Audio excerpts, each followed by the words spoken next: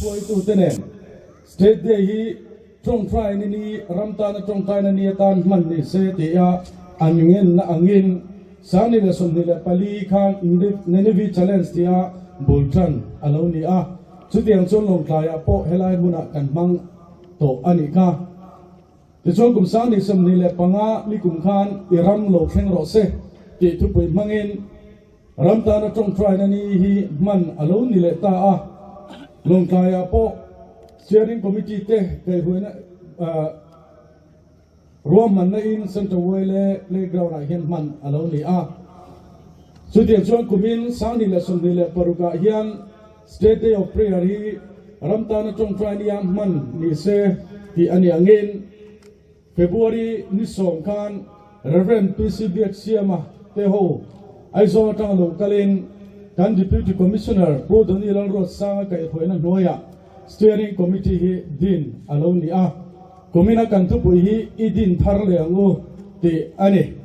steering committee kan floi tu te voine ni mel si ti na nei te po trying ka free a khoi takin an ming kalam te in thun mona tang lo ding ola kan floi tu thang khate chu engamo ko fan program te wanga local thelo le nat na wang local thelo te an oma chung te ro chu voine hian an ming kan lama an loading khar lo ni point kalkom ten kan in thatiam don nia chairman ni Reverend Dr. Som Lena Sailo district superintendent United Pentecostal Church NDI ani a tichuan vice chairman a hian Reverend Dr. Ellis Lal Peklua general secretary LEKBK Reverend Dr. Zardiana executive secretary BCM Longklai area ani a tin Reverend C. Zai Ming Thanga Presbyterian Church of India Longklai Chamari Pastor Bial ani a tin Lieutenant Lalking Zowa Commandant Officer Salvation Army ani a ani hin na wang kan singaron tel theilowa tin upa kezo zam ne na General Secretary Longklai Prayer Fellowship ani Secretary hi Elvis Thang Zwala kani a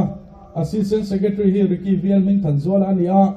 Finance Secretary hi P. Amal Somi lama hian Treasurer P. Van Kum Pui ani a tichuan advisor hi kan nei boka pu doni lal ro sanga kan deputy commissioner ani a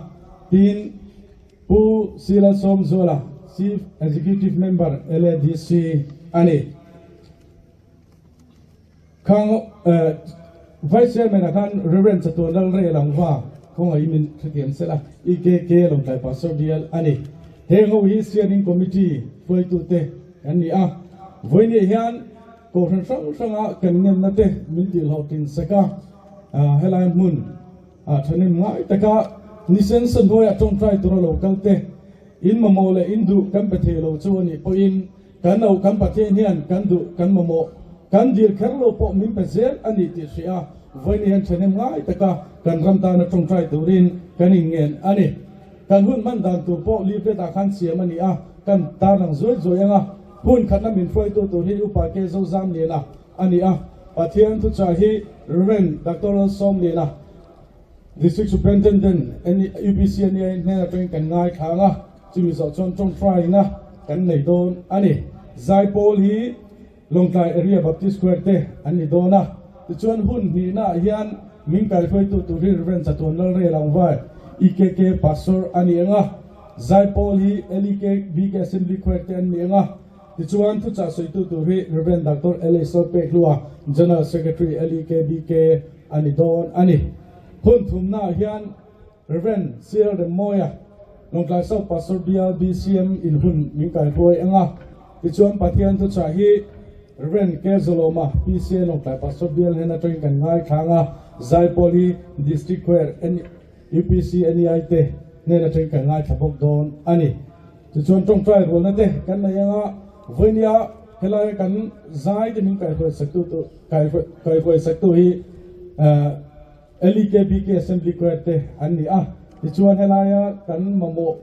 atong trai subject ke leaflet le answering hamin so tho saktu hi 3KP Longklai Bazar unit te ani ka ho voini kam program han dan tu ani a voini han chanem ngai taka kam pathian engkim te theidu alturin kanin soma với những căn sống na mình tiêu học tin sắc tu dòng dòng từ trong apol lòng thu căn soi anh ấy hun mình cái phải tu tu ubah cái số giam đến nên là hun lâu đàn ngô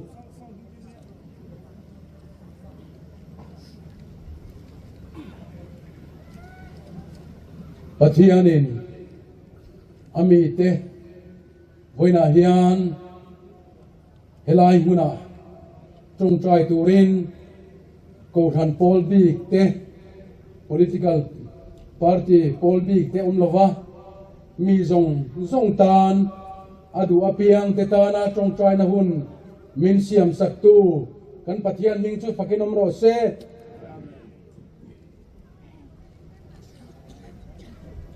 kan ngai thak ta gang khan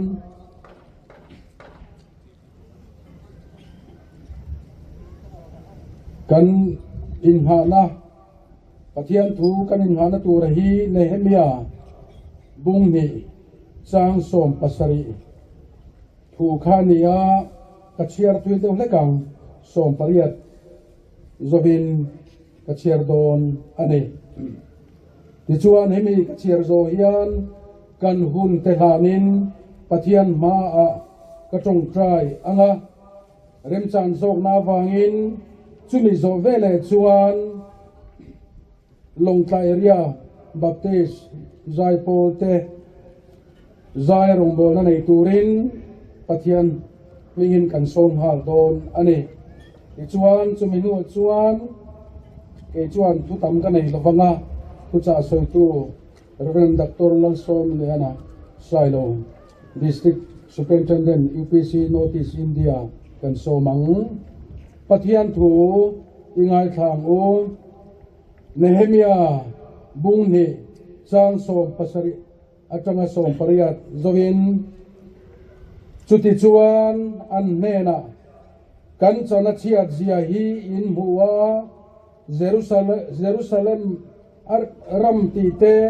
akong khar te akang ti te po in sia a ho soi chiat kan ni lo nan Jerusalem kul chu idin le angu kati a tin ka pathian mi du sak thu le thu te ka sila kan ne na lal thu soi te po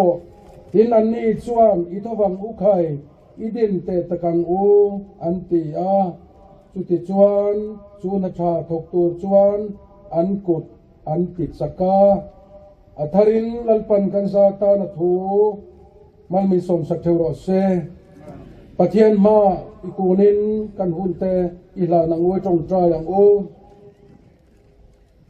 Mizoram le achunga cheng te min mangaya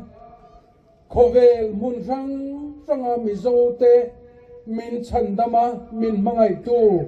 kan lalpa le kan pathian voina hian i ming kan fak chia atharin lom thu kan thil le che voina hian i mi tekal tlangin Mizoram huntina chimle mar sakle thanga hashtag day of prayer hun hi an mangme kani voina hian i mi te pun khom na pianga lali suwa choi moyang che kan ram ana adam lova ti dam angaya chumi ti dam tur chuan ko than ho kan tong trai angai ni voina po hian kan tong trai na min ngai thak saka min chan sak do na wangin lom thu kan thela che lalpa min tong trai tiro kan ram ma mo na in min ave hin lung tong trai rimoi tak chuan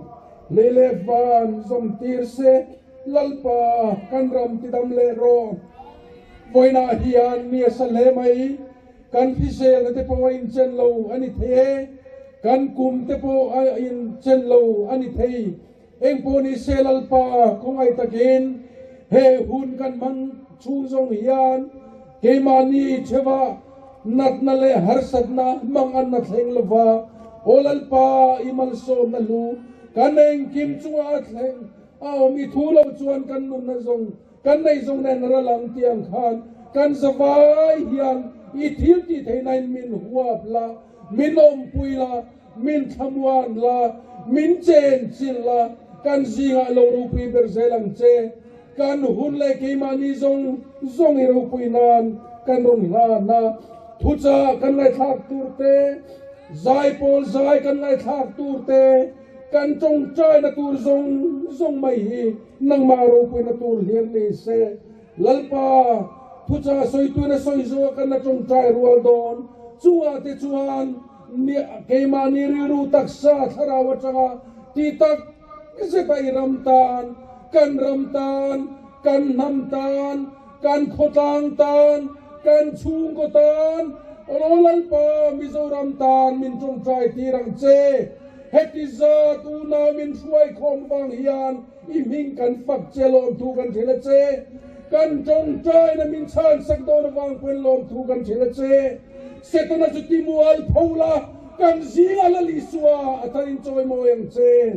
lalisua Krista min iro puina kuta kanunin lane amen zai pol zai lawai thang om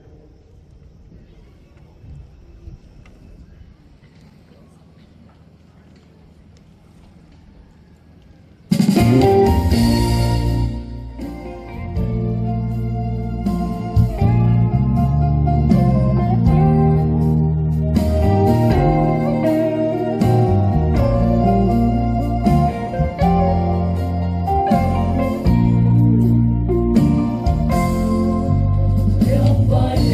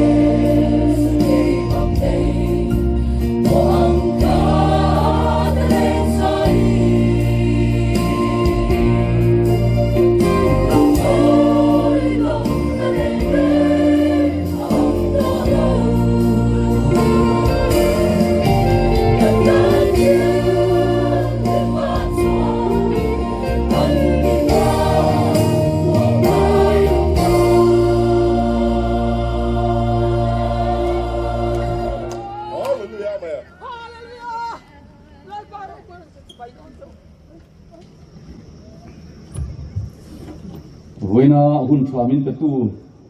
an pathian lo Yesu Krista mi fakinom ro se voina hian hun thade mai kan sarkar in ruam han nan siam hi lom ka ti hlea ti chuan he hun bo sei tur hian DC conference hall a min ko khoma ke ko han kal ve a minga han aten ve mai deu nia ke nge lain he hun bo sei ta na steering committee chairman a ani ro se min han tia han phat buai nge na po chi lova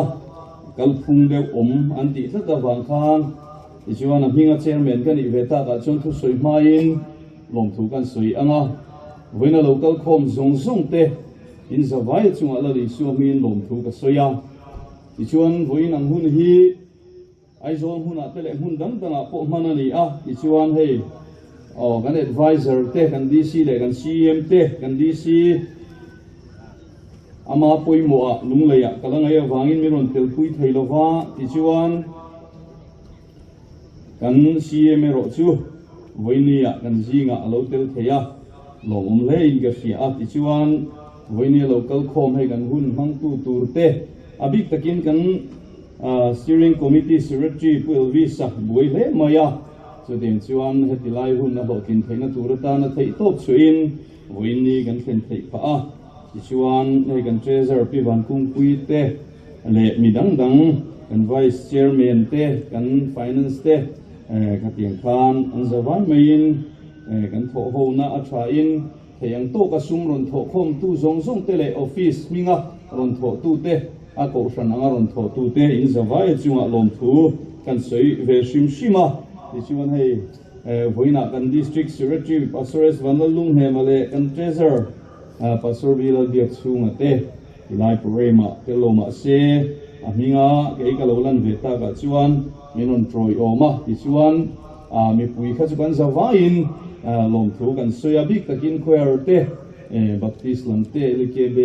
LKB lam te le district choir UPC te chunga lom thu kan soi ve shim du'a in zawai chunga he program lotlin na turatana thei top chua tu te lom thu kan soi ma sa ve ani pathian tu thiang lim ka chiranga ti chuan adang hi chu ka soi pa anga chira tu le ka chir le anga trong trai na chi thum soi ka du'a chumi mang chuan pathian thu voina hian thu cha toi ka phak ang tokin soi kan tum ani zona bung kha chang ruk thu ka chiranga adang chu rem chang da nangin kan chir le don ani chuti chuan long ho tu chu a hne na alo kala o nang mu hil engpi ziange ni thola I pathian ko ro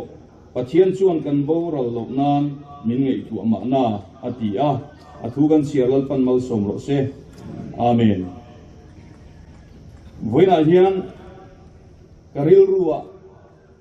trong trai tura kal khom te trong trai tura tir te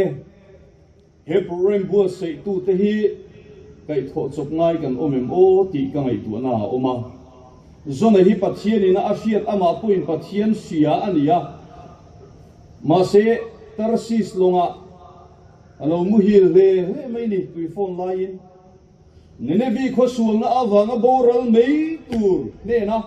pathian ina au tura thu apekha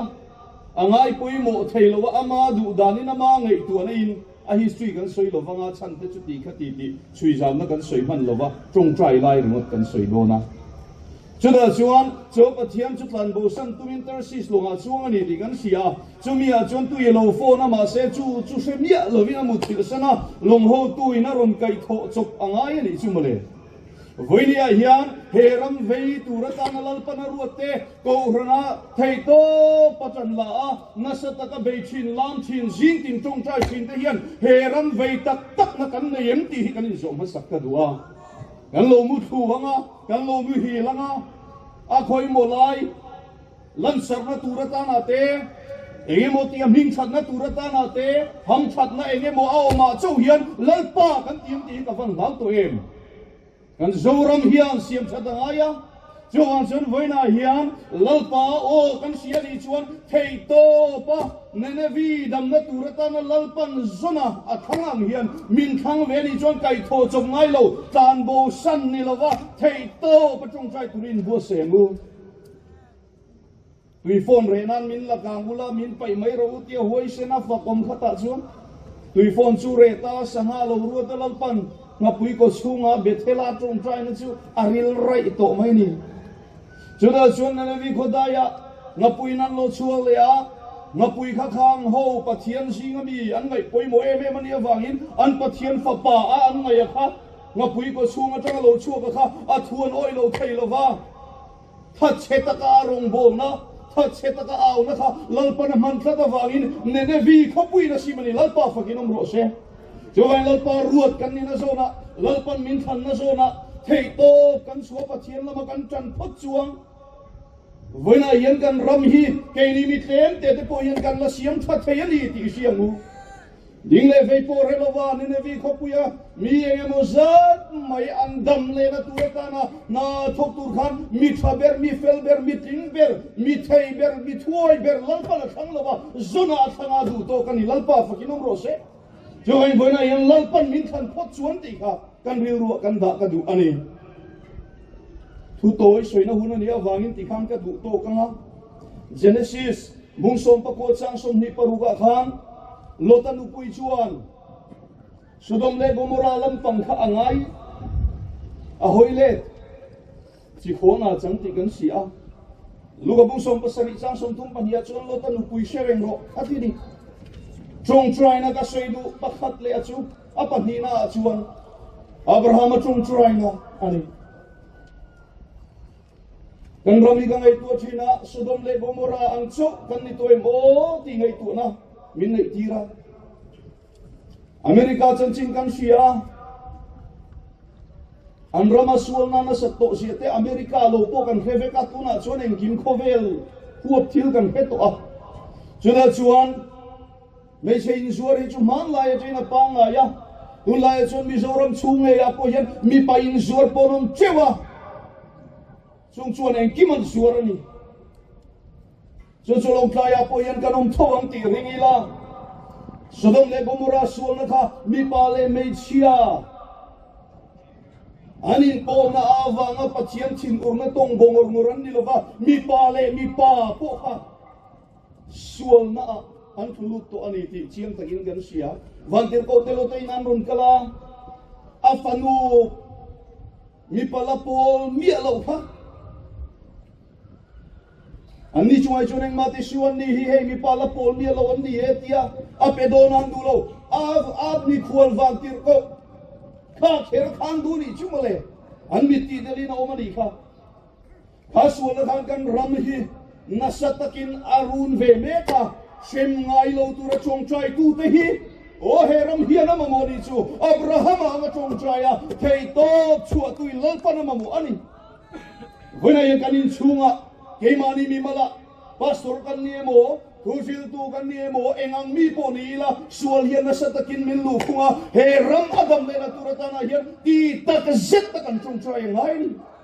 Abraham pathian na ko chuaka di chuan lo ta na zui ve se lang ma se lo ta na in chen san nuwa Sodom le Gomora phai zong nuam lam khang tu kha amangai lat mai ni chuai lalpa na sem do na wangin chu khuwa chuan somnga talanom chu sem lo mai ro lalpa pathian a be po thakho mai wena yan kan chung chai na yan lalpa kan be poem ka soi thin kan in khoma ko ran thil kan tina Wednesday day of prayer long time pui sang tam tak singa hetisa chi kan local khoma ma se poilo Abraham chung chai na ngai thatu pathian kan min ngai kha voya him ma se he ramadam na turata na hin ti tak sedin mangai na ne kan chung chai donem angai to ni tiru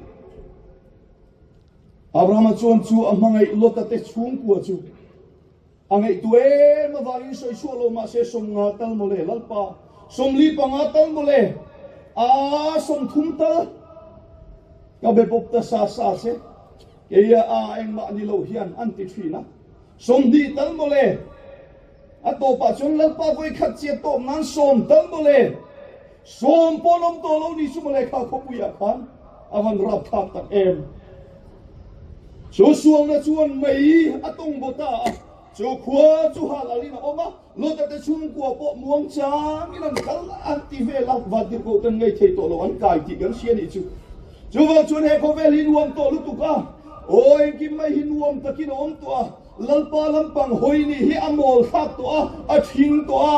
amang lai to a pathian ko kalam te hi kan pe tha to lo wa trong trai te kha kan ngai sang to lo wa pathian lampang thil kan ngai sang to lo wa khovel thila kan in mangrala en program re me ma pathian tel lo da hi kan siam na se em to a chu vai kan ram hi adam lo tiel ni voi ni ayen he ram adam na tur ta na yen mangai na nen kan trong trai yen voi na local khom te mangai na tak ne ni trong trai mu ti ka som bu chu ni chu kha trong trai na kha som tal po lal pa na ti lai khan an om ngang si la va lo te han thei to choi na chung te chu a sit ve lo an oi te si la van lui isa fiam thuang le kan lai ti voi ni he pathian thu kan au pui te min lui isa fiam thuang le kan ngai mai thei ma se la li su krista lo kan le do ti a hi ni chiang angu alo kan le do na va ni lo ma rong kan bol ti a hi ni chiang angu voi ni a yan la li su krista alo kan le do na vang le an he na chol kan tung wang lom he pathian thu hi kan siara kan soya kan chong chaya amma kan fakti a hi ni chiang angu kan san na tu re mo enge mo thila wang lal parong bol hi chu ko vela to vek bol van ram theng pha kin ro mi bol angu ti ka som du chu kan ram sual na hian avan tong kim to tak en sami som di paru karon her chu ka eng thu nge kan siat thin hi tiro u avarap thak em kan sevek ka soinan lovang herama hian mi sing mun na po huti na om to lo ni hi no pang po soi to lo eng kim mai pitar thengin thisen kan chuak ngam to sual na lama Sodom le Gomorra ay kan fel bio bi na hi tam to lo mai thesin lali su local trip to kan tia a local trip om dan turang hian kanom silo pathian tui kan ti dik tul don ni na lang tlat muangai ro takin an lalpa chu thu tia ma muang lo ve pi te hi kenin nimin na tu kan tiang the te hian ni lo mai the eng ti ga me local don tu ma nan selo a local hun tur si hi chu sol nei deran ni to bible a local hun tur si karem lo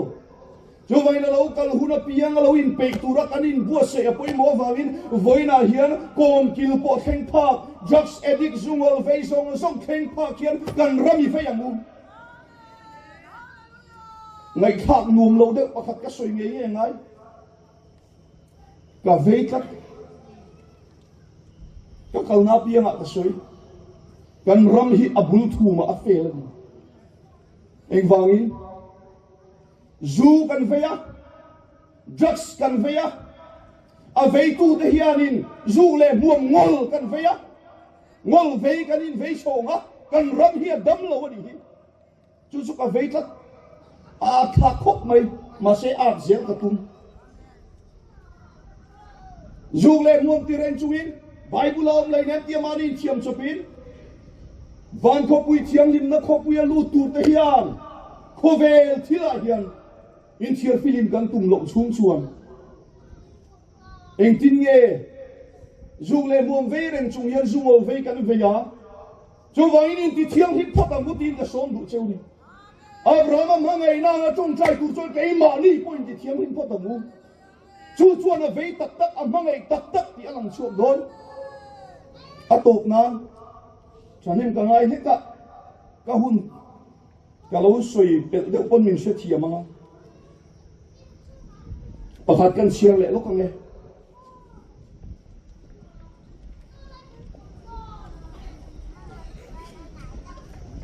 Esteri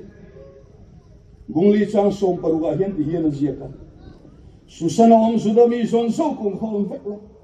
ema wangin so heula ni thum le san thum eng ma elo le in lo vinom ro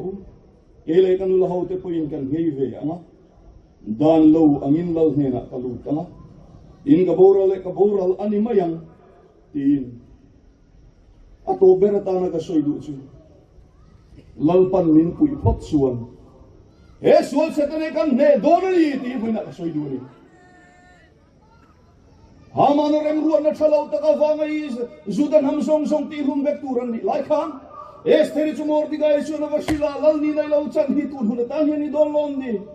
eng wangin ngai mi tanan pumpel lau tur chu lalina hi ni pumpel bi kang chuda chon chong hei ni thum kan chong chai an ti lalpa anawa anau lalpa chuan a changa an mel ma ten beile nia an mel ma ten he nia an thina tur ni chu an tan dam na zalen na ni ta purim ku tan lo mangta lalpa fakinom ro se mel ma pa hian kan ramaru na ni mai theye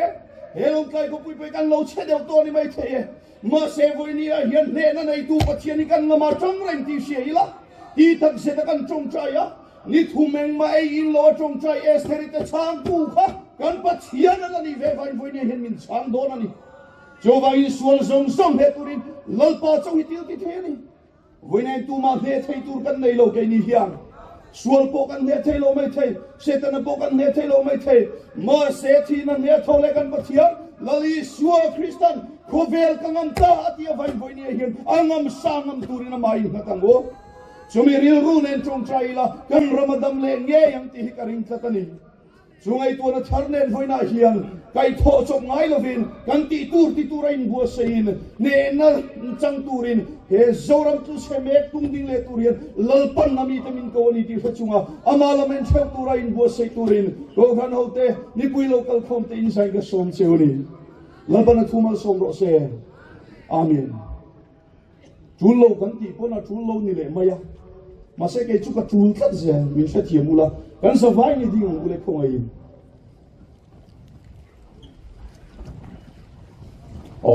kan ni liap kha a thok bu em o ka helawa mase ban pharila lali suaro pui be ro se ka ti anga ti jon voi sari hallelujah kan ti anga ka chong trai anga ti jon in chairman min ka shoi chun zong le don mia a thei thei te chung lama ban pharila lali suaro pui be ro se ka ti anga voi sari hallelujah kan ti anga ti chuan chumi so chuan ka chong trai anga an chairman min ka shoi don ani hallelujah lali suaro pui be ro se hallelujah hallelujah hallelujah hallelujah hallelujah hallelujah hallelujah amen hallelujah lalpa yesu miro pi fakinam rose voina yen lalpa kan thei to ima akunin kan lo chung tra ye kan ram nangin ti dam le ang che hallelujah amen hallelujah lalpa inha thok turai ruat te kan thok tok lo hani chuan nangin min ngai dam la voina tang hian thanem ngai na tharnen sual setanan hne tura o kan ramadam le na tur le nang ma nen theng tura imi te suai khom tu ni tura kanin bua sei theina he kan program mizoram sarkar na bua sei malmin som sakang che hallelujah amen lalpa mangai na tak nen heram ve na tak nen mani ko ran chau ni laven mani chung ko chau ni laven o sual setan na boy be me puarom te phel theina tura mangai na ne na I mel hu tura in bo sei turin nang min chan puyang che oi minga wanga he tu kan ni thei ti sian voina hian kan zawain tharawin kan hena thu sein malmin sowin minom puila kan chong trai na lalpa nang malmin chan sa rotin ma kan lo ku ne kan nena nang in thu soi lai ro puina lan chua ti rang che eng kim kan tia piang ro puina turin chandam tu lalpa Yesu Kristai mingin chung chu kan dile amen lei chung le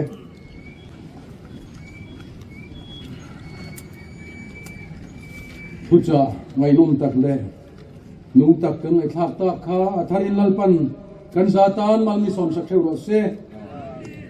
boina hian lalpa chu ngai lom na chu in chak nani atia lom thu soi kan trong trai do na keimani a hian lom thu soi la in mangai ton na nen kan trong trai do na ni kan trong trai na marwai tu tan helai thui kan chia nge chan chin tha Zorazia bung song pathum chang som thum le pali le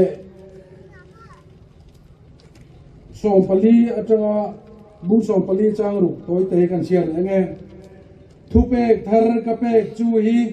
in mangai ula kein kam mangai chuang hian nang ni po in mangai ula bung som pali chang ru isuanan hena keima hi kong le thutak le nun nakani keima kan lo chu tu ma pa nen an thleng ngai lo kanin mangai na hi van lam ti dan ani chuwang chuan kan chung trai na po he khovel abik takin mizoram khovel mangai taka kanule naw te tan po khoina hian chung trai turin chan ilang o lom tu soi chung trai na kan mang do na nga ka kan le kha no veka voi kat kan share chuak ve sim sim mangai lom tu soi chung trai na pathian om puina le kai suana kan chana wangin pathian ne na lom thu kan soyang kan mamo tin reng dil na chang kan riat lo tenen lam pathian in min pe ka wangin pathian ne na lom thu kan soyang kan nam min ruaya state tin huna min lan kai wangin pathian ne na lom thu kan soyang mizo christian te kal tanga anilo christian missionary te kal tanga kan ramachan chin tha kan dona wangin pathian ne na lom thu kan soyang kan district huam chunga ko ran pol rang te in rem tak le lungrua taka kan tho ho zel thela turin pathian ne na lom tu soi pain kan chong chayang voin thenga pathian in kan ram hi chiat na ra thak tak en tirnan lin hing te khipui te kal mei te leimin le thil dang thalo laga min ven himawangin pathian ne na lom thu kan soela kan chung trai anga adu chu kan dinga adu chu kan thinga kan du dan position ka chu ni se atop na ero hena matangin kalosiam don ani lom thu soin pathian ma iku nang o I chung trai ang ule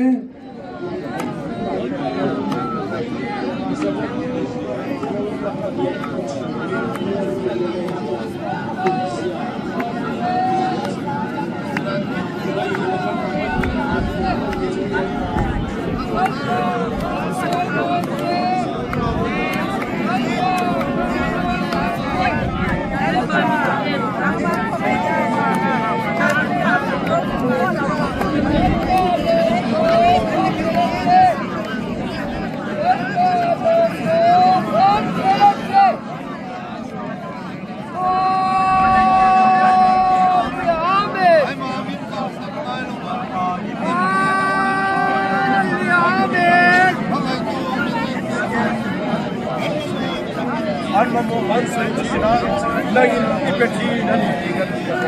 Tutia John Lalpa Israel Pa Tim Lalpa Hasanadan Harta Pantuk Lai Lalpa Lang Pantuk Cia Ingin Hello Panis Lagi Pantuk Itu Suana Itu Suana Lagi Ipeti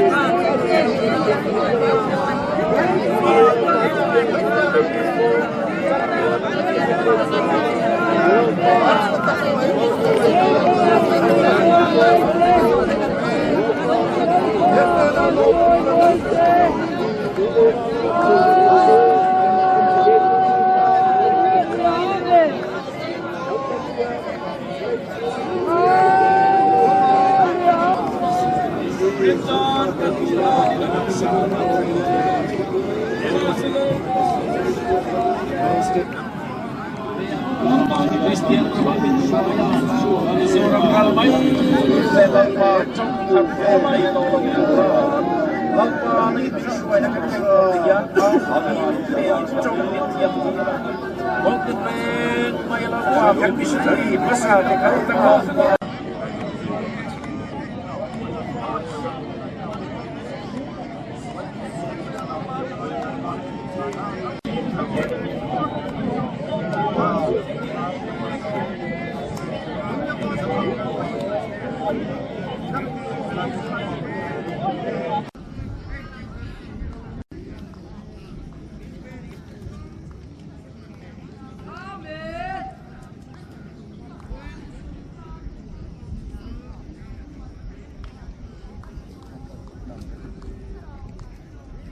Onan pa min mangai tu mission huaya an ron kal kho ma ko ran ho te trong trai na maliso ma misa ni lakhian sak ta ka wangin lom tu kan thila che kan trong trai na kha a thon don lo ani ti kan thia ta wang poin lom thu kan ron soi ni second season kan chan le do na chumi ma chuan i fak la tein kan in pori don khoi tu kan pathian chuan i thu le i la a in choi moi thin kan zinga hian a tharin ron in choi moi zelang che kan phak to ka kan trong trai na tlom tak kha i ro pui nan mal min som sakang che lali suwa krista mingin kan di na che amen le kan thawai tu te in lang e khan don dingin i lu sang u ti chuan chumi chu kan sak zowa second season kan chon le anga suai tu ri reverend chatuan lo re langwa IKK longpai pastor bial ani anga tu cha soi tu re reverend dr LH lalpek duwa general secretary LKBK ani anga zai paul LKBK assembly khoete ani anga trong trai ho na in kan mang do na ni kan vai lo ni anga samela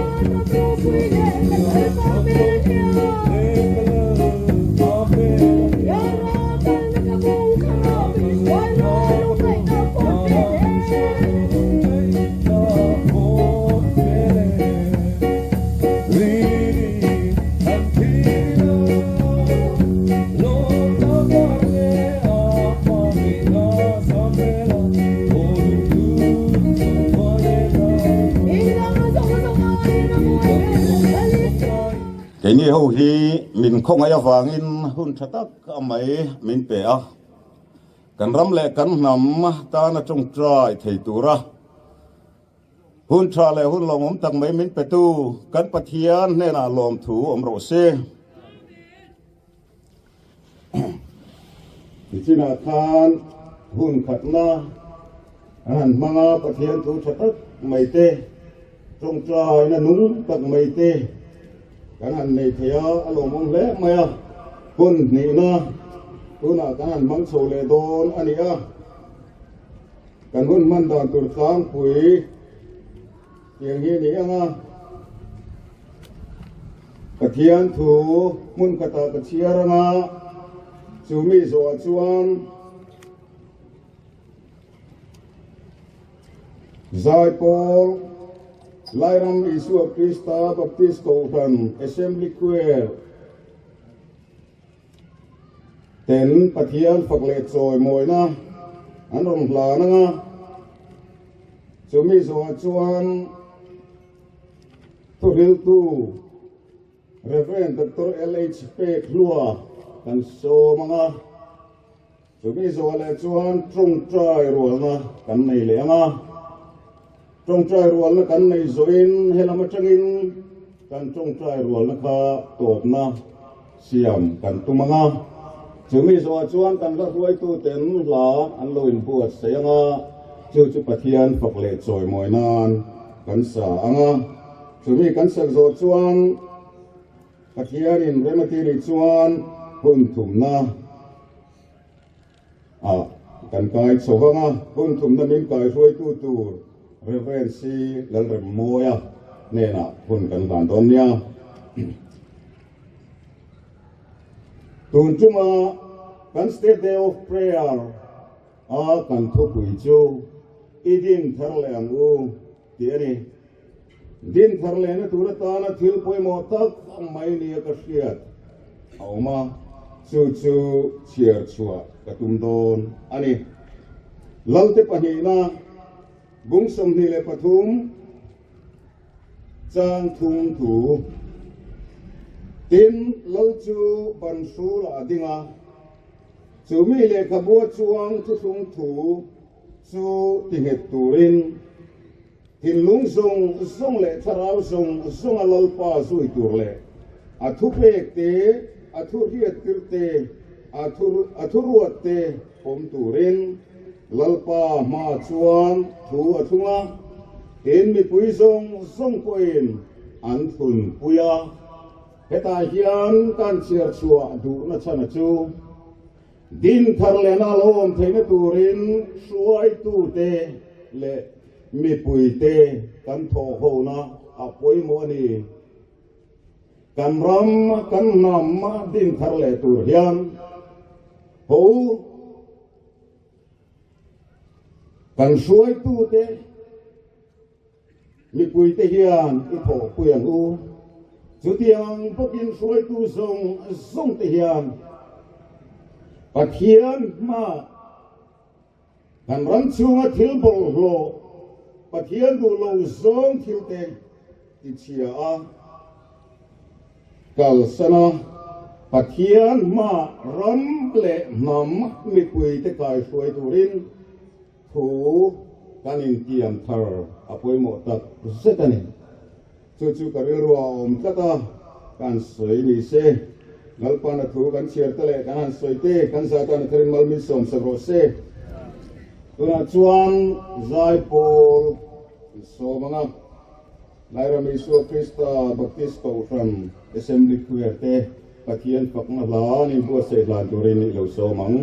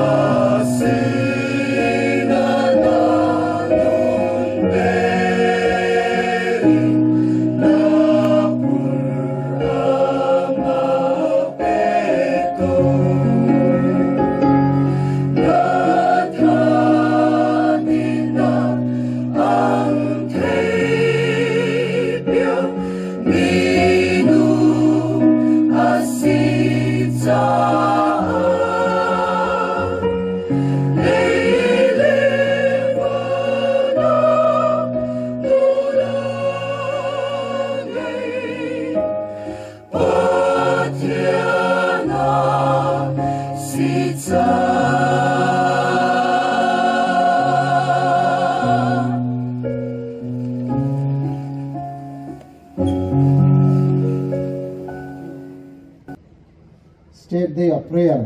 mang tu zong zong te kan la li suwa Krista megen chi bai ka bu ka cheu ไว้น่ะsteering committee ลำเขาตัวเต็นตัวสิลงโบนะนี่เวตุรินจันโบมินเลววัดใส่สักกะไอ้หุ่นรู้จักมินไปตู้ปะเทียนแหลกกันค่อยตัวจะจุงอ่ะมาสายหล่นถูกระเสือนี่หุ่นอะไรหล่นตัวรินปะเทียนทุลมาดังกันป่วยถ้วยไม่ยังอ่ะปะเทียนทุลงไม้ขางรู้สามสมทุ่มเหลกสรีนะจางขัดกระจาจางทุ่ม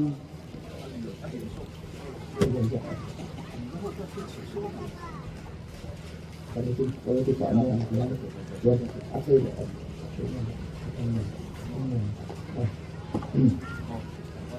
tiang thui ngai thang u thil thalo ti tu te wangin itilu ngai lu sula velo taka ti te chu othek su lo betangin a thu kin anom thuayanga nim ring angin an voi don sia lalpa churing la thil tha ti ro hera ma hian omla rin omna zero kan tu sai tu te pathian he na la ni tong trai mo lalpa kan pathian kan pa du tak voin ne ai ma kan lo kalin ko da kan in ko ti ni kan la na se som ni na kan lo tan le ta a thu kan chiar te le kan soi tu te ko da kan la ne ro pui nan na in mangla kan tan tharau lam mo som na min san tia turu ni thia turin itan pui na le ni som sakna kan ni swam min kan di re amen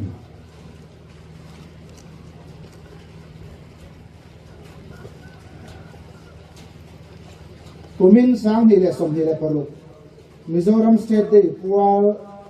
la State Day of Prayer long tai thu pui chu idin thar leng u yenia he thu pui hi thu pui te sub topika then thanan lova asoi tuin rem chang ti anga soi mai thei tur nin da ania tun chuma ka tu soi tur thu pui tam chuan idin thar leng u rin omna ti ani don ani rin omna hi kan ram le nam mo ania rin omna thu pui hi asoi tu le ngai tha tu chau ni lovin atakanun pui tu ni chau turin kan som an ye rin omna ti hi kong rang rangina soi tia thea rin omna ti chuan dik taka ti te soi anga thil ti te thu tiam len te dot soi lo te thu dik je bruk lo te ril ru put mang dik te mani na le mo phurna that taka len chua te awam vuka rin omna hi pathian zia pathian miring ne na ape kania miring in pathian an deu thena tur le midang ta tan mal som na ani thena tura nun je poimo ani kan tu pui in ngana bible cha kan chiarta sam som thum le pasari chang khata chang thum ma khan khak kan huwa kha sam kha fin na la ti ania he sam ziak tuina atum ber chu midang te ne na thil tha ti tura fui na le zer tirna ani sam ziak tuin chang khatna hian pathian ring tu te ti lo tur soi ni ti lo tur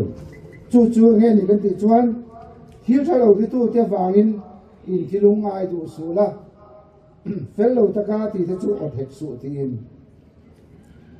chang ni na achan asoi thil thalo ti tu te chu lo bet angin a thu kin an om thuayanga nim ring angin an voi don si atia chang thum na ro chuan ti tur sei ve thunga ring tu te ti tur chu lalpa chu ring la thil tha hi ti ro he rama hian omla rin omna zero ti in asoi ni he bible changa rin omna zero ti hi bible le lin thara chuan a hau sakna tan ro tia le din ania angiala ngana le din chuan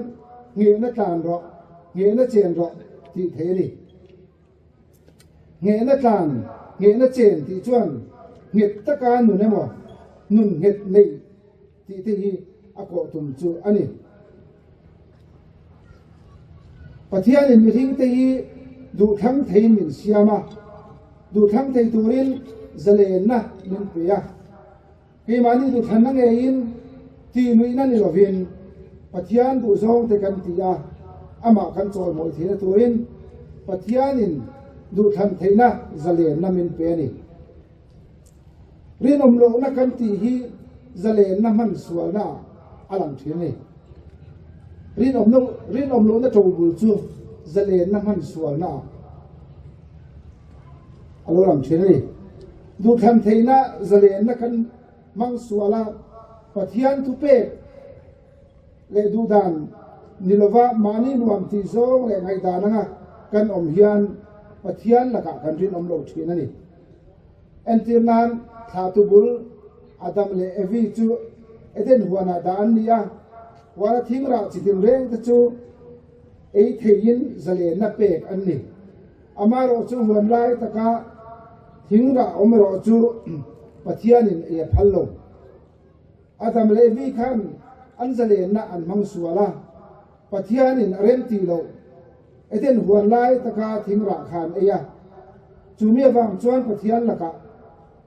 sual an tlua an rin om lo awangin an ti lo tur an ti awangin an ti tur an ti lo awangin an rin om lo awangin sual an tlua ni Mizoram din hun lo thir ta ila kan pi ti le pu ti hun a chuan rin om lo na soi tur em om lo ba khati hun lai chuan ring na thlem boka mirin om lo pani kan om poin an lang sar em thina khotang ai mirin om lo le mi fel lo te chuan thim thika an in te po kha an pi pu hun lai chuan thim fa kin kong kapui khan do khal maya ruk ru soi tur vak om lo khotang a ruk ru te put kem nei te an lo li chuan van tlang in an thim thika lu pui pasara po an nei do lo thin ni ama ro chu hun ai her zela kan ram politics din hun te kan ei zon dan te alo dang lama tun din hun a chuan kan rama hian rin om na hin sa takin atladiam to ri zozam weekly chanchin bu ina an kum ngathin na lom an kum ngathin lom na research an wa sa ya chuan hetiang hian an tar langa mizo te hi nam rin om kan ni lova sarkar in ok thalo chu a chan ber ni in rambuai huwa rin om na atladiam tiani kan thia tangin kum sang kha sakwa som ru paru ka ram buaya India sarkar tangai lak han tumin zale na kan suala ati ra chuan sarkarin sipai chakna manga min chin fel tuma indo na na sa taka chua ka mitam takin an thi pha mitam tak sipai man te soi sak te an nia in hal ti te soi khom ti te curfew ti te kuli le har tam tak kan to ka nima asala sipai chakna manga rambuai chin fel tum na chu a lo chama sarkarin a policy a thil tum tha ka kum sang kha zakwa som sari panhia Mizoram chu union territory alan ka enia Delhi atangin kan hu ngai lo mu manglam po kan mang phak lo mason na tur sum le pai tam tak Mizoram alo luta central sarkar tanga sum tam tak lo lut chu rem chang ala in mi thil ti thei ten mani in siam nan le chung khat laina te du sak nan an manga abi takin ro re tu te sarkar na thok te contractor te le supplier te chu rei lo te chungin an hau sa chak le maya chu mi na hom chua chu hun rei lo te chungin Mizorama cheng te jinga khosak din hun na in thaunan na satak mai sa tongin disparity anti chu alo thengta a mi hau sale mir theikar alo zau ta le mai ni mi pui point thunei tu tele mi thil ti te khosak dan le an siam len dan kan huin hun rei lo te chunga โลทินนี่เฮาสักทุดเทนี่อินกันเสียถกพิมพ์ละว่าเฮาสักตุมินนัสตะกินโจรำมีปุ๋ยกันยินการเสียตาปอยซากันหูเทนตูอันนี้พดจวนดิกเล่ดิกเหลากันไงตัวละว่าจะข้างเลยข้างเราเอโมปะเทียนดูโจงอันนี้เอโมนี่เราเอโมเอ็งมะปอยสักกันนี่ละว่าสุดที่อังดินหัวนัจังจวนมิโซรามอายันvote hal le in leite rui lo zuar le no chi sorte beng lem le chia puam kan ti thlengin alo pian so phata ni poisa o na hian mizo terin om na le za om na ai ral me zela mizoram pu pu hian poisa kan huai puya poisa do na wangin then om khoweng te laka kan din om lova सरकार लखा कंदिन ओम लवा पार्टी लखा कंदिन ओम लवा पथियान लखा कोई सदुना वागिन कंदिन ओम लोतानी नेहेमियान कंचन अछियत जिया ही इन हुआ अतियंग खान मिजोरम दिन हुन छियत जिया ही अहेतु तेरे अमुतु ते कन्नीए कंदमा रिन ओमना नसतकिन अतनियामा रिल रुलमा lem let na moral corruption in sileng ang main min tag bua ka thokrim lova reo the chunga hausak tum na le sumo na nasitakin min lu chilani zoram christian te yan kan ram siam chaturin mo phutna kan nei kan than har abunani tu soi tu mai ni lovin thil ti amarwai tu abul chan tu kan ni atula cái màนี่จังมินเสียมชัดนาฮีกันถอดจันอะไรนี่โจเซฟาชวนรินอมนาฮีทิลตุมาอันนี้อควาลซินนะอากุตาระมาคานคอยมุนาปอมสละเอ็งหาปอทกสละรินอมนาฮีทิลตุมมุลปุยเบระโจเซฟาชวนอันนี้ทินปัทยานมัลสมนะตรงอาทิตย์ที่เพียงจุดลปันอารมณ์ทิ้งที่ทิ้งที่ไบเบิลเมนริลทราบทุกสิ่งพออินรินอมในที่ตุ่มชาเบรนีอาทิยาก็รันมีแต่พอเฮียนรินอมในที่ตุ่มบุลปุยะอิมังเวอุตีนกันสอมันนี่ปัทยานินอามีเตลกาอาทิตย์พูดเละอาเตนเรียนเบอร์ประคับจูรินอมนะอันนี้เยียบตู้ประคับชวนที่อย่างเฮียนสอยมีทิ้งกระเตนบุลปุยเบลจูอารินอเมมที่อันนี้กระเทียนเตกระเตนานียกระเทียนอมเตกระเตนานียกระอมปุยนูกระเตนานียกันรำรวยตู้เตกระเตนานียกันหัดถกระเตนานียเกมาไก่เตนานีอติรินอมนาฮีทิลตุมเละอินเตนานอิมังอังโอกันรำมาสอนตานาราบิปุยโมบิรากังไอประคับจูมานี่นารินอมานี่ตักสเปงทั้งรังเต็นโมพุนกันในเทวังินโมพุนทั้งรังกันในยาเช่นคดินสุขาราโมพุนกันในยาเช่นคดินโกธนาเช่นคดินชุงขวาเลทิวดังอาเตเฮงทรงสมัยเฮียนอภัยโมเบรจูกันจันปัวกันบอกพูดในกันเห็นที่อันนี้กันนั่นดิสวดเตะขินทัวตะเล่นเตะขินทูกันหัวซุ่มดวงตุยนประคัดเนน่ะตะเล่นงาเปียประคัดดังเนน่ะตะเล่นเฮียเปียประคัดดังเนน่ะตะเล่นขัดเปียตะเล่นงาดงตุเลตะเล่นหิดงตุยนตะเล่นงาเลตะเล่นหิดังอันติปุงเวเวอันปูอารมณ์เหตะเล่นขัดดงตุยเราจวนอาตะเล่นดงจุดที่พุ่งเฟลวินอ่างไอ้น่ะพูดเนี่ยนะเปเลตาอาปูลุงอ้อยโหลดเหติกันหูตะเล่นเตะขินทุยมินของมูดานะชวนมานี่โมพูดนัดติดชาไปลงจันพวงไงไปโมโลเลยเห็นช่วงดูโลเทจูมิสวาลเห็นหุ่นจังตัวนั้นดิตรงคำดังอินสวยนะมานี่นาเรโมพูดนารินอมโลเทจวนปัทยันระมาจันโวนในระวังจุดที่รัวลินมรินอมมานี่นาเรโมพูนชัดตะกัดชินเดจูปัทยันระมาลงตะกา lom lu an ni don ani kan ram kan ko ran hian malak na diam tham mo project diam tham pui nei lo mai la kan ke pen la chin a hian kan ha te thata ka thokin mo phun rang nei tu te hian in tha da lovin kan chan pual te hun ta ka takin ren chua kila ma kan sonin kan thang lian nge yang sikul na pang chuan thane ngai takin le kha zir sira so khana to point minom takin na thok sira arwai tu ti lom ro se ko hana long bol tu te point pathian le ko han du danin thane ngai takin rong i bolang u rin om nei apoi mo a pathian tu ti am mal som na dong tur point rin om na apoi mo ani Abraham chu pathianin mal som na ti turin thu ti ama achi kha te po le ar sizat vana ar sizat le ya teu vutzat an niang mal som na ka pe ang sia ti ya ni ma se chu mal som na sang tur chuan ti tur pakhat ne ya pathian thu o ya pathian na ti amra ma akal ngai ni chu tiang in sinai tlang tu thung a po pathian Israel te ne na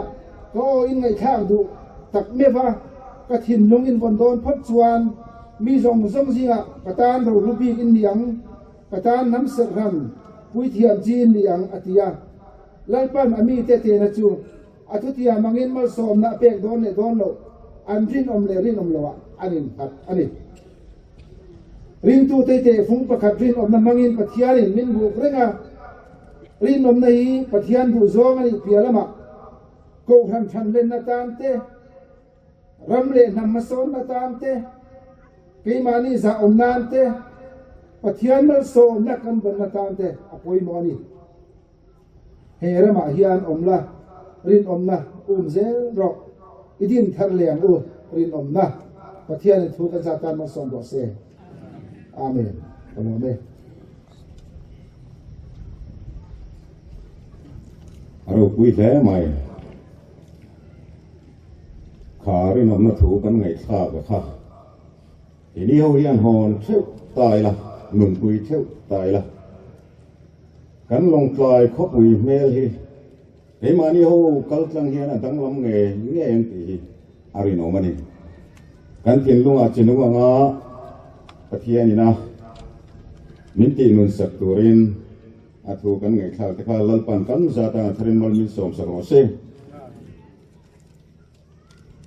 tuna chuan sual thu pha choi trong trai kan nei do na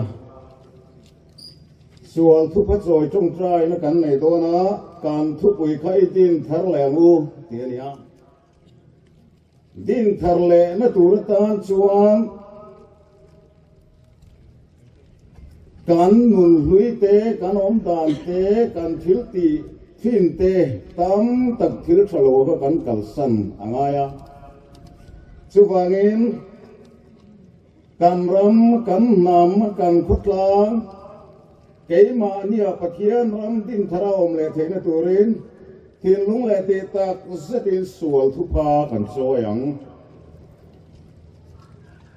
voi nia hian hun kho ro mai tura lokal kan ni lopa engkim chunga thu nei tu engkim ti thei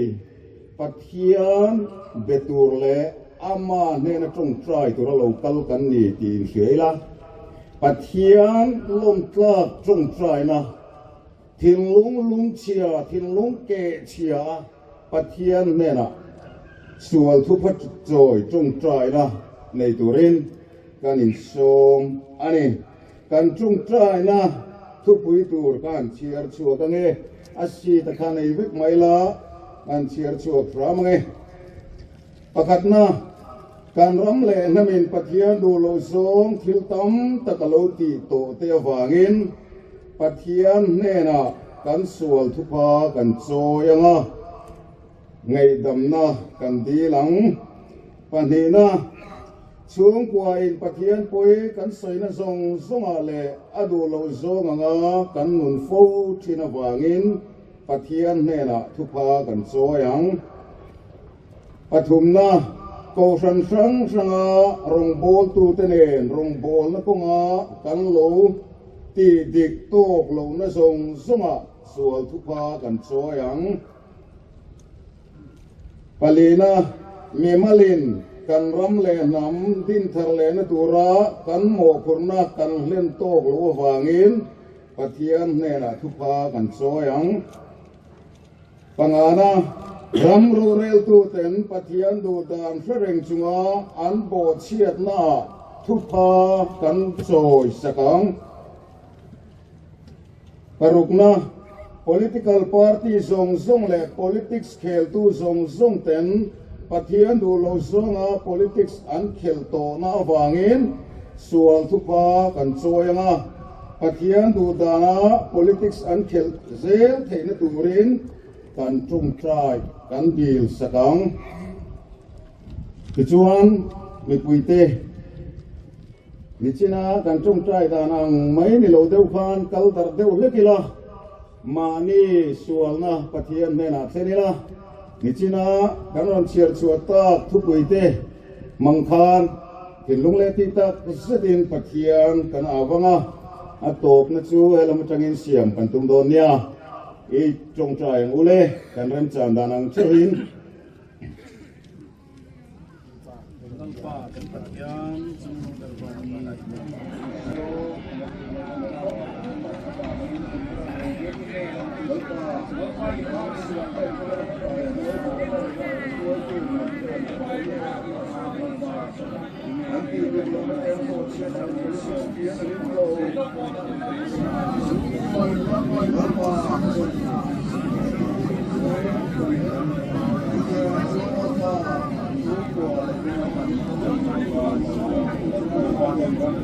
ini semua apa yang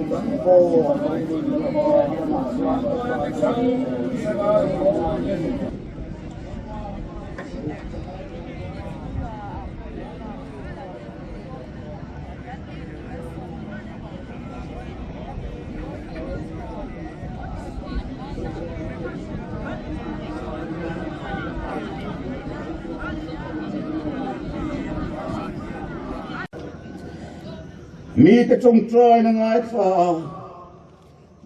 ami fel te chung trai na lo ben chi thin tu kan pathian tu dar tarai mi te na lol pa kan sual na fa ine na thu pa kan choi nei na ina min ngai thak sha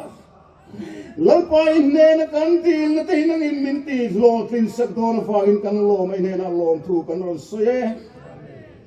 Hallelujah, lalpa, ram rau kui takin kan singa hian lo theng ro se. Kan ram rau re na hian ram lo theng ro se. Kan khutla hai ram lo theng ro se. Kan kong sana hai ram lo theng ro se.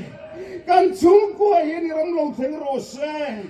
Kan mi mal nu nai ram lo theng se ro se. Kan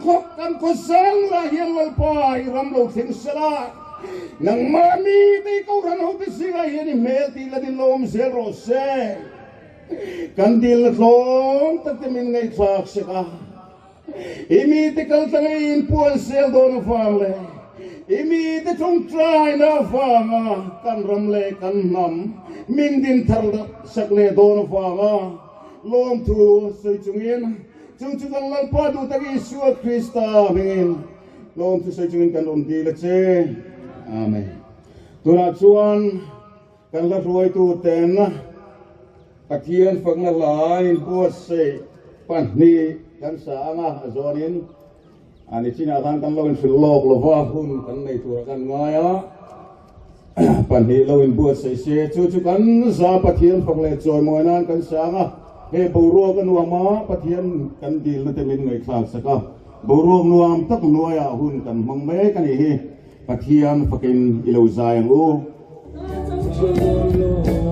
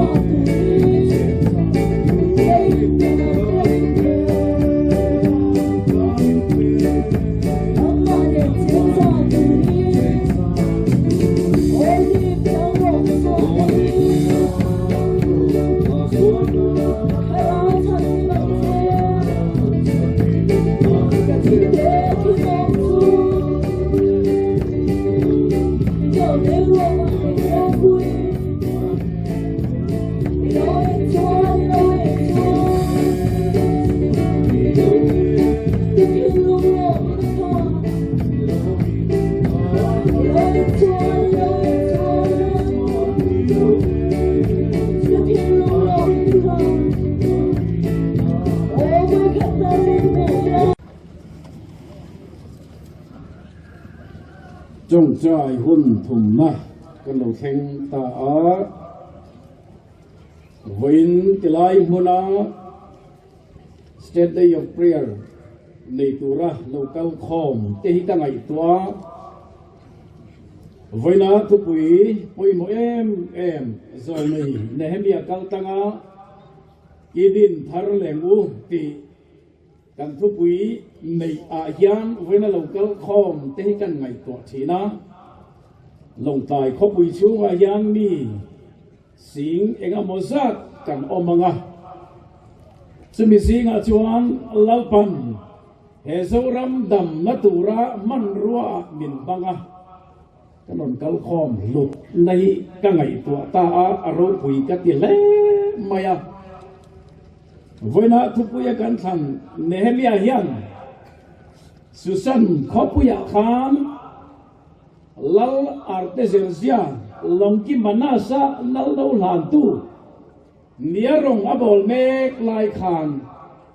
Jerusalem din mun achung te tanga an riat khan a om mai thailo a thut sada van pathian ma chongein a chong chaya lalpa lam a hoya keile kapa chung te chuan kan lo ti sual tok sia atini Vina hian kan ram sual na le dik lo na le fel lo na kong sang a hian tilai lo kal khom te kan tel lo mai thei ma se kan ram kan nam adam theina tura keile kapa chung te chu kan lo sual ta sia ti tura lo kal khom te ro pui se ka ngai to ta ni chu Vinin lalpan man ruwa mga helai muna sual tu pa choya Pathian ngai dam na kan sang theina tur local khom te hi kan tlem lam ni lovin lalpa ma kan in pek ne hi kan van pathian hian bin chang don ani ti hi rin na nein voina hian hun kan mangani ti ka khiat hian lom om ka ti le mai local khom zong te chunga pathian ming poin lom thu ka sei thar le ani pathian tu tiang lim chiarin ingai thak chun zamang zo mei zoela le kabu bung ni chan som le pani atanga som le pali hi kilo ngai tha an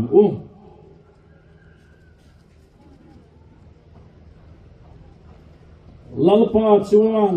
chuti chung poin tu na in thin lung zong in chong in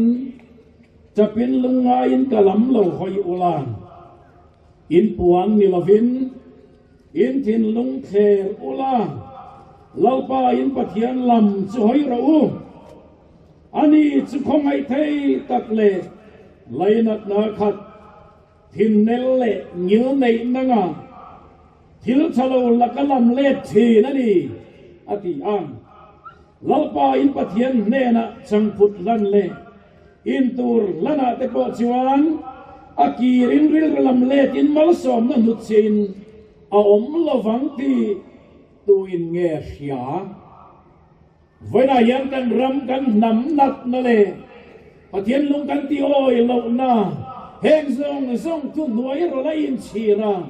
sual tu pa choi kan chong choi na hi lalpa min ngai thak sak tua hian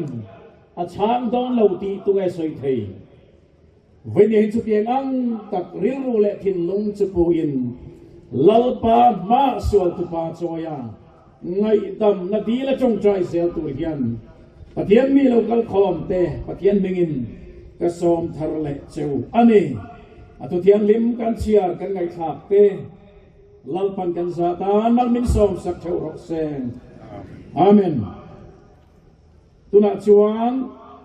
thu cha thu soi kan ngai tham sa ve thung anga Reverend K Saloma PCI long tai Pastor Bial atangin thu cha thu soi ilo ngai thak chun zamang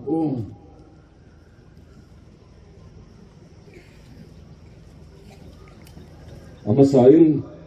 Voina State Day of Prayer mang tura helai huna local song te alan pa Isu Krista mingin chibai kabuk chu ani he chan bo poi mo tak mai kan troi tu ten min pe kalom viau maya kan ziak tu kan secretary le kan chairman bula hi chon kan pha viau wa in steering committee kan in dina po chan bo nei kan lo wa gen vice chairman la min da don poi kan lo pha to a so ti chungin committee ka tel lo chungin min ron ruwa ta kan san ruwa la ni ta lo wa kan han pom tamai ani a ko polan ko zinga te ber benjamin a po a te ber te zinga mi ni ai soyang deu khakania voina tha soi tu te po ke ai lian te han tilangin an ni zinga kan tel ve a in sitana le mai amaro chu kan pathian le committee kan ho tu te chunga lom tho ka soi ni kan ai thak tong khan voina kan thu pui hi din thar leng u ye ne hemia bung hi chang som pasari le som paria tania kan siar vele shim manga mundanga mi po kan siaranga pathian thui lo ngai thang u nehemia bung le chang som pasari le som paria chuti chuan an hlena kan chana chiat zia hin pu a Jerusalem ram ti te kong khar te kang ti te po in hria a ho u soi chiat kan ni to lo nan Jerusalem kul chui din le ang u ka ti a tin ka pathian mi du sak thu te ka hrila ka hlena lo thu soi te po in an ni chuan mi thawang u khai idin te takang u an ti a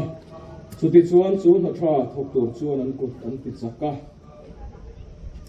an thu pui sira hian voina ka thu soi ta na thu pe kan than du lai chang in ha na chiar le la zo le sai le khabu bung som nga pariat chang som pahni longai thang u ti chuan ni la ka lo na chuak tur te chuan mun hlui che to te chu an rem le anga chuan tam tak lung thu ma te chuan irem chho le ang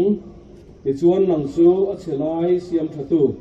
mi om na tur a kong te siam thatu an ti ang che pathian na thu kan siar mal min som sak ro se amen voina hian kan ngai kha kan khan State Day of Prayer kan han manga kong sang ni som ni pali le hi nga te kan hang to a ni nevi challenge te in Fiji challenge te thuk pui ti mai la a thi ma khan an lo mang to thin boka chunga chuan sual thup ha choi na te ram lo thleng ro se ti te ka thup ha a thup pu ya kan lo nei to te ani a boina hian kumina hian ni din thar le u te kan thup pui alo ni ta a State Day of Prayer ri tum hi man alo ni to kan ziak tu point ka tong kam chu se thoi do ton ka fia tui pui lo do dan kun masalama po khan kan ne ka tong kam enge mote po ka soi zau zawa mitam tang ngaya chuan political party tu te amo ruling party ni kum tak he tiang han bo sai te po party ham that na ming that na tur mai ni anga ti ngai to na te po a oma chu chu karil ro po thil tam tak ka lo lu ta pathian ming choin kan tia political party te po in kora trong trai na ti te in lan na ti te party office a te po kan kha cham chi ni tro chung te wang chuan heng te po hi tu te na mo pathian le a ming kora mangin in khu moi nan kan mang mai mai ang a ti karil rom thena wangin heng thil te po hi tur ka ti lo ni lo tha ka ti en len chungin tui pui lo dan deu kha ka nei thina sunai chu mi tam tak ril ruwa po he na ni nge mo kan ti a dik taka soi chuan party office te po kan hria un seran manga revival speaker te pastor te evangelist te soma anu lo kan thu soi chu kan hre zui ve ka tiru party in sir the na manin soi moi na ina zui le thina ni trong trai na kan ma chuan viau lai hian kan puan nuai thil te bo chuang si lo wa tiru chu wang chuan pathian heng thila te pon pathian poi kan soyang a o ti te karil ruwa om chang om thina chu ti la karil ru le lam che lo langa chu party mal kan soy wang hian chu milam support te mo kan ni lo wa he tiang thil ti an lo om hi eng party mo ta ni chu na thamang e o bi chu ka tia kan soy do na an van ni mange o ti na te po karil ruwa chu na oma lakina sarkar kan lo tha kan ni poin eng party poin kora mang lovin hetiang thil hi ti zel na chan chu sa tai lang chuan kan sia zel om mangi ti te po ril ruwa a om he nge ni e chuan voina kan thu pui enge kan din thar le tur ti karel ruang lo oma enge kan din thar le tur nakina kan suyenga enge kan sim tur eng lai ta ka hian nge sual thu pha kan choi na tur apun su kan mu thau maya chulaya chuan kan trung trai hian enge kan be si tu te ta na trung trai nge nia kan in hriat ti la hi karel ro zo no lo om chu ni a kan ram shuai tu te सरकार ना चलते तेरे कन पॉलिसी किसी अंते तान हम नहीं कंट्रोल ट्राई दिताई ना अधिक अनिंगे में तू ते आहियान ने कंट्रोल ट्राई छान नहीं लो लंग से कंती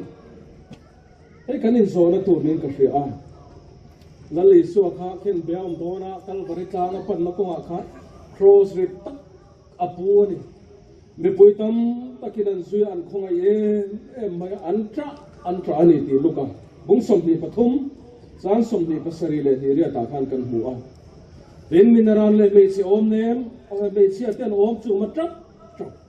mi puitam takinan suya i suang ero chu anan lam ma hoya Jerusalem fanu te u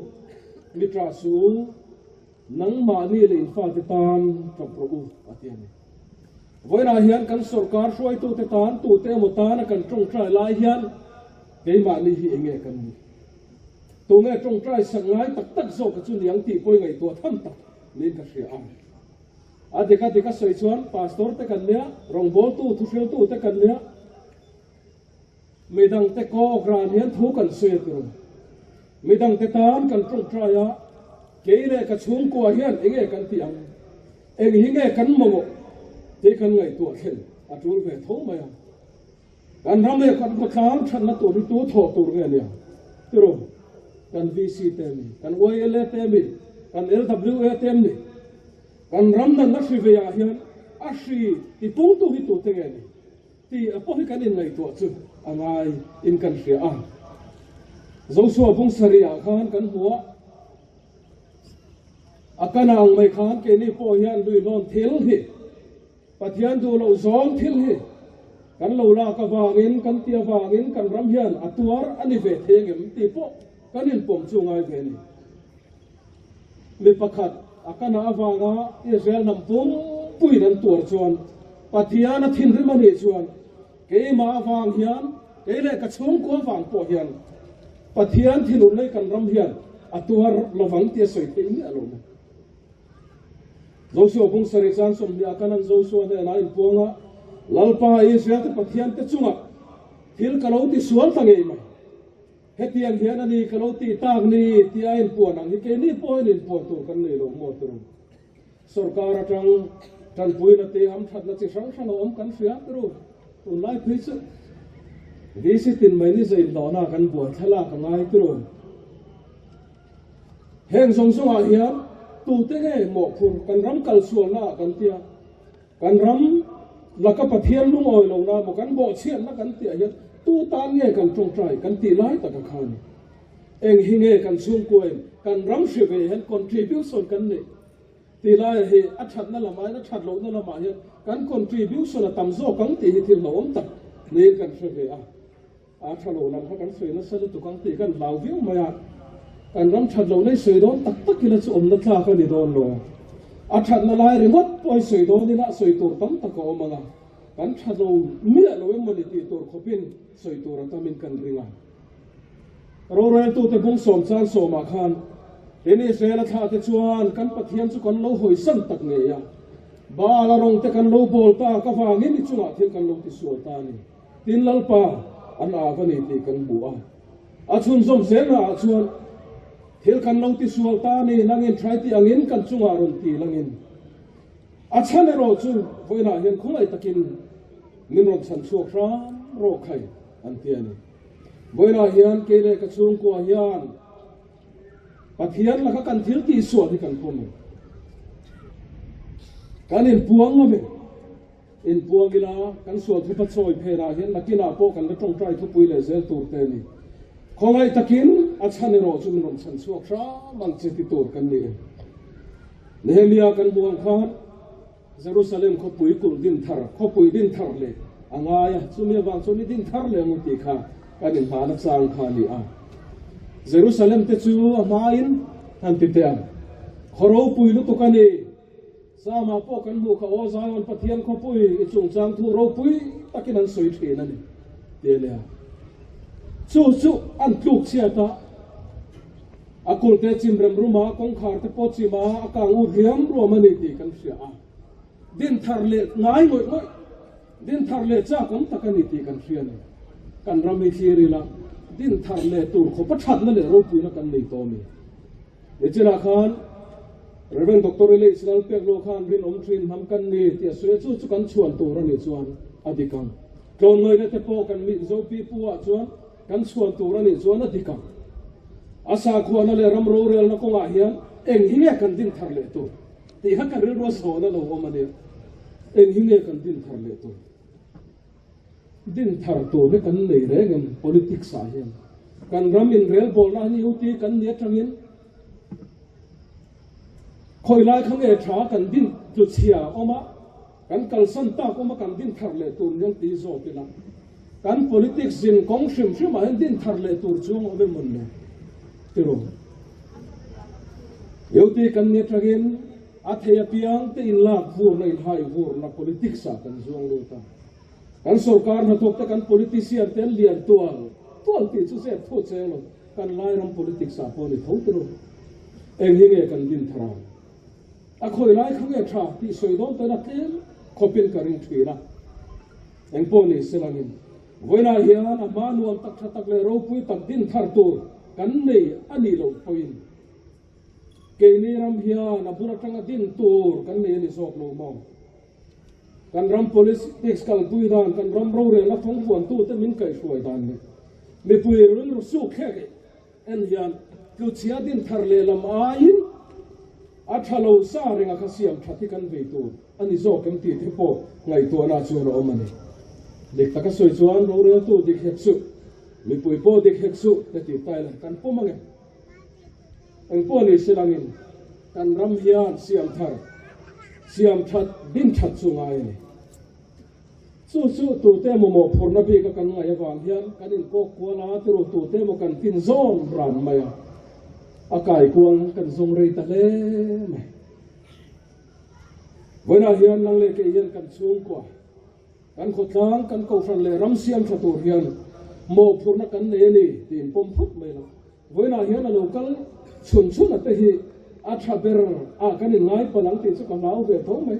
a vei bera kan ngai ti chu ka lau ve tho mai mi za di vel kan pung kho ma mi som nga vel boran ho le to poka chu tiang vel chu kan nya eng po ni selangin kan trong trai cha na hi mi dang chunga then tir le mi dang chunga mu tum lovin ke ma ni ya nge yan ni china kan ngai kha kan ram pathian ram hi kai ma de lo theng ro se kan trong trai zui na poi ke ma ne bu tran tu kan ni ti in se tharang chronicles pathian bung sari chang som palia khan ka ming pu ka mi te chuan in ngai thoma an trong trai ya min zona nam dan sual ten hoi san chuan ba na trin ka lo ngai khala an sual te ka ngai da mangan ram chu ka ti dam liang ti kan mu a trong trai ni thal tu maro che nge ken ten in ngai thom na sual sim na pathian zon tak na ni ti kan fiat a pui mo ni a to bera chuan Isaiah bung som nga pariat sang som pahne kan siarang khan te chuan i la ka lo na chuak tu te chuan mun loi che to te chuan rem lenga chuan tam tak lung thu ma te chuan i rem chho le ang te chuan nang chu a chelai siam thatu miam na tu ra kong te siam thatu an tiang che ti kan mu hi tu te mo ko ka sui chi na tu te mo ti ta na batin zon tur po ni ke hian mo ka phurani a ko san pumang puin Lairam district chuan LKB ke hi aleilung ko sana mi mo phurtu berte kan ko ngot po dik chuang Mizoram puma chuan sinotalian beran ni hi ani ko san soi setu te nan ti thil po dik chuang lo tero rong bol tu te chung ko hen ni pastor ani upa ni kanun ti po dik chuang lo keile nang hian heng sung zonga hian mo phurna kan ne a chelai siam thatu ni tur hian midang ko ra tu kan ni no ti se thari langin boina hian din thar tu ra oma din tharangai ni chuan siam thatu roma siam thatanga ni chuan nang le ke hi kan ko wa hian mo mani ti se tharang u pathian na thu kan soite mang ni som se ko se amen trong trai u lalpa kan pathian min pangai to ini te rong bol turin min kova kan kova mo purna min ha saka boina hian he ram le nam malo din suwa ma lo so na ilal naram alo din sel the na turin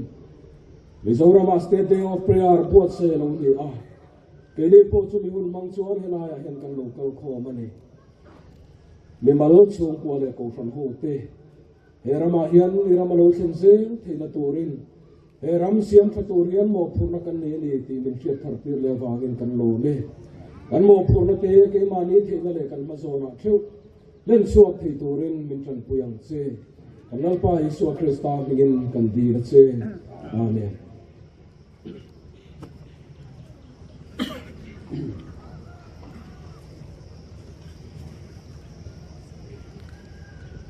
Reverend K. Zaloma, PCI, Longklai Pastor Bial, Hen, Atangin, Pucha Nung, Tak, Le, Omzani, Tak, Kanan Nai Kaa, Patian Sumali, Ama Suma, Po, Kanom, Le Mai, Pucha Poimo, Tak, Kanai Kaa, Kan, Jerusalem, Kulsia, Tuding Le, Turhian, Zolnei, Nehemiah John, Inclusive Word, Mangkat, Maini, Chung sual na zong chu keile kapa chung te ati thak ani vaina yan he zo ram chiat na le har sat na zong hi keile kapa chung te kan sual na ni kan ti ngam chin zela patian ngai dam na hi aram thleng zelang patian fak na la sa a zai turin district khoya UPC NEI te kan som chun some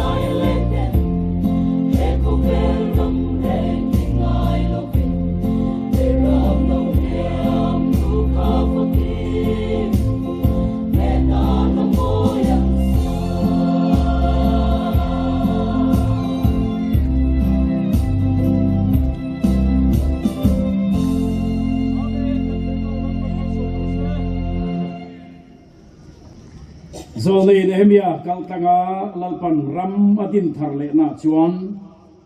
sual sim du na thin lung an puwa lalpa lam an hoya lung chia in lalpa nen an kiel le a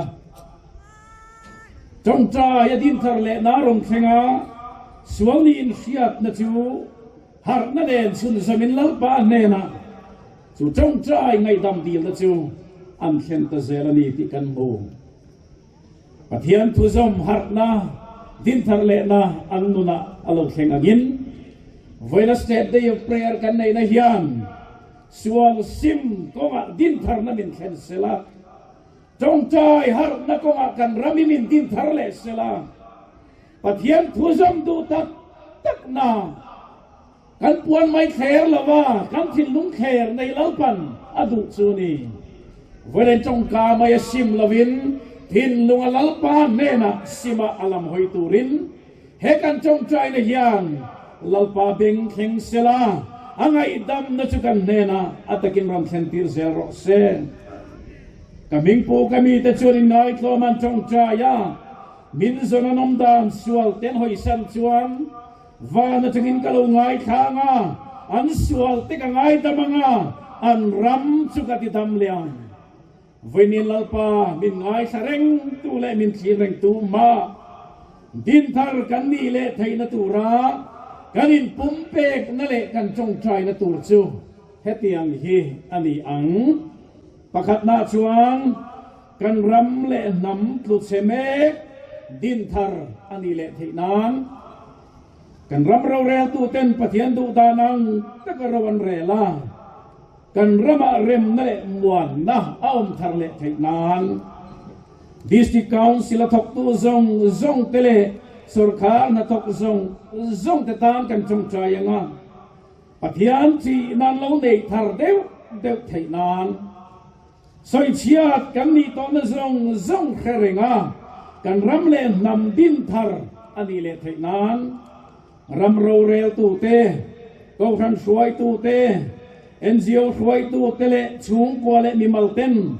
ramle namdin thar ani thei nana pathian nena in pumpek na kan thiam kan theina zong pathian nena kan han zel thei nan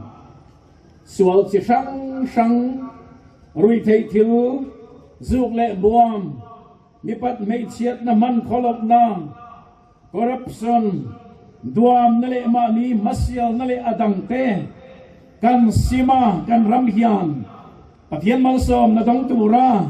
ti nuam tak le thoi tak kan nun thei nan kan ram thalai ten pathian chi nan le thei nan le chuan thar te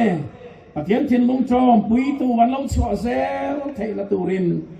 din thar kan ngai la te pathian ne na in pum pe ka kan zawaya trong chai na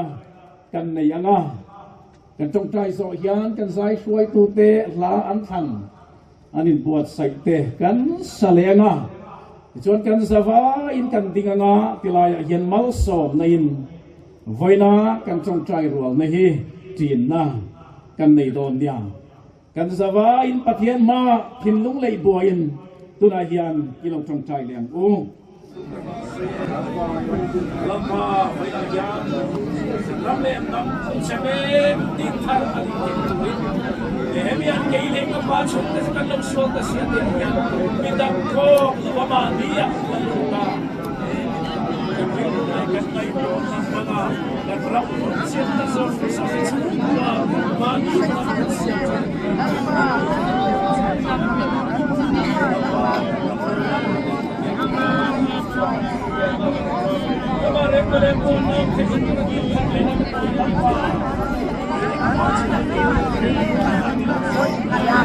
wala ka ram na pa kay ma niya din ba wala pa an chale kam kay ba an chale kam nge o me kay ba an sa di ti na di na ka ne lo pa jan bin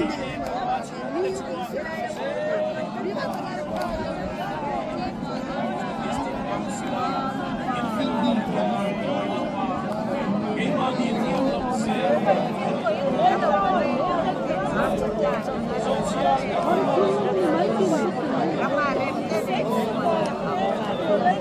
Ghiền Mì Gõ để không bỏ lỡ những video hấp dẫn.